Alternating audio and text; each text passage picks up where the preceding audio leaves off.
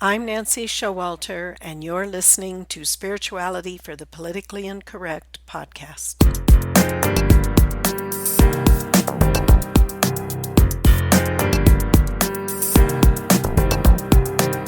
Welcome, all radical paradigm shifters and creative changemakers. You who dare to create a better life and a better world.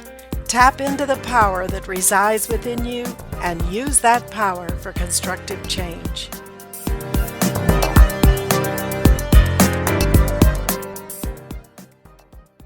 Hello and welcome to today's episode, 5 Keys to God Mastery. Today we're going to look at the first key.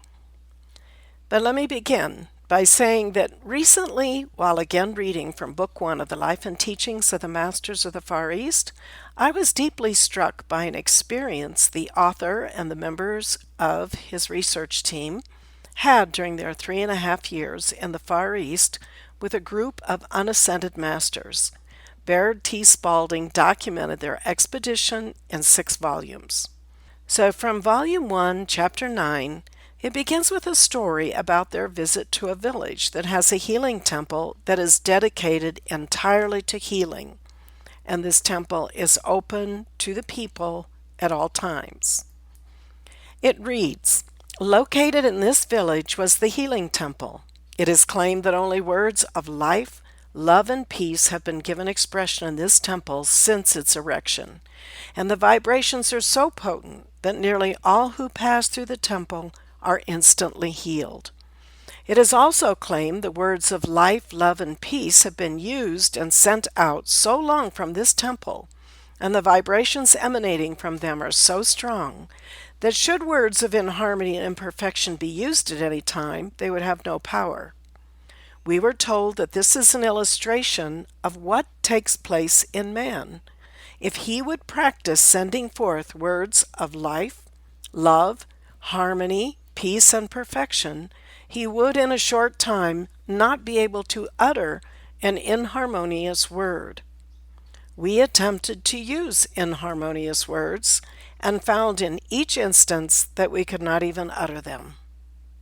That's the end of that reading. And this force field of this healing temple, it reminded me of my childhood growing up in the Catholic Church. I went to Catholic grade school and we attended Mass every morning before school began. In those days, the Mass was still in Latin, and the vibration in the church at all times was kept very holy. You did not walk into the building and start talking. If you did talk, you either whispered or spoke in a soft voice.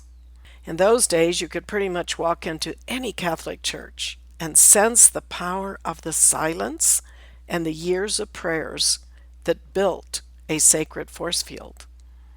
Now, the next thing that stood out to me with this reading was the striking statement that the vibrations emanating from this temple were so strong that you couldn't even speak words of inharmony or imperfection, and that this is an illustration of what takes place in man.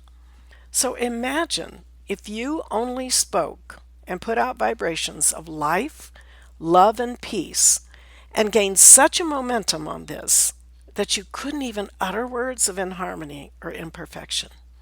It's a simple formula, is it not? Take a minute right now to imagine and feel the vibration you would live in if you were to do exactly this. Simple, yes, but not necessarily easy.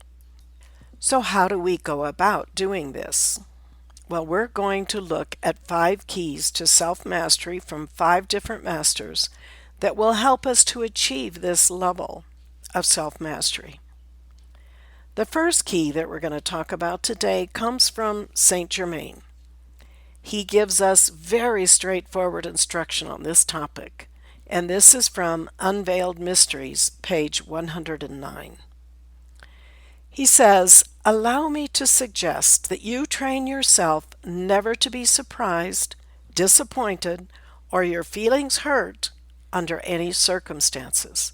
For perfect self-control of all the forces within you at all times is dominion, and that is the reward for those who tread the pathway of light, for only by correction of the human self can mastery be attained. Remember always that the right to command, which is dominion, is only permanently retained by those who have first learned to obey, because he who has learned obedience to the law of the one becomes a being of cause only, and the cause, love. Thus he in reality becomes the law of the one through the quality of similarity. Watch so nothing goes out from you except that which is harmonious, and do not allow a destructive word to pass your lips, even in jest. Remember, you deal with a force of some kind every instant of eternity, and you are its qualifier at all times. And that's the end of Saint Germain's quote.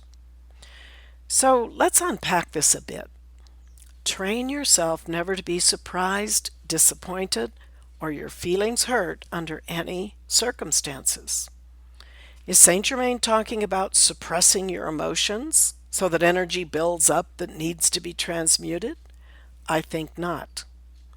Rather, train yourself to not react to the emotional states around you or that you may encounter. In other words, you may have slings and arrows that come your way, or things may not work out the way you were expecting, or someone or something may completely surprise you with some unexpected reactions or attitudes, but you are still able to remain in your Christ consciousness and respond, or not respond, from that level of your being.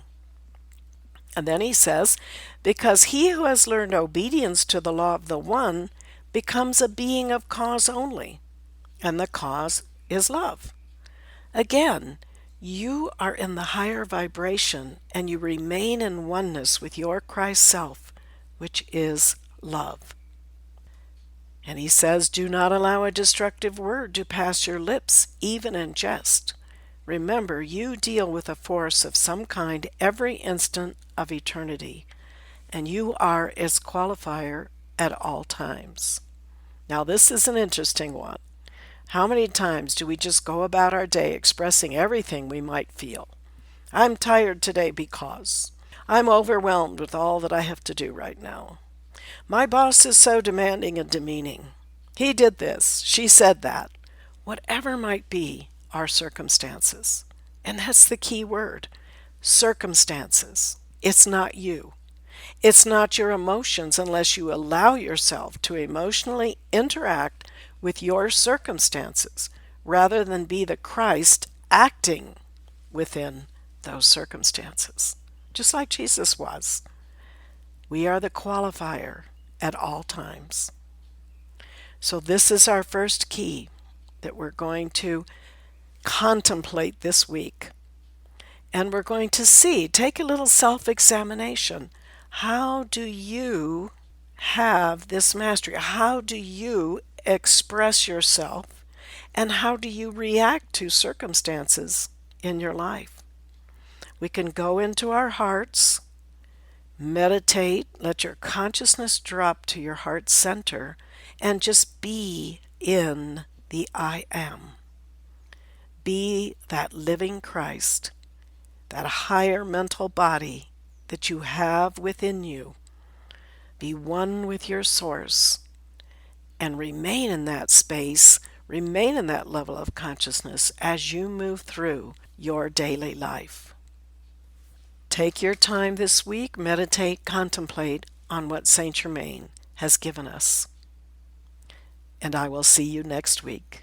Until then, keep an open mind, a generous heart, and a powerful spirit.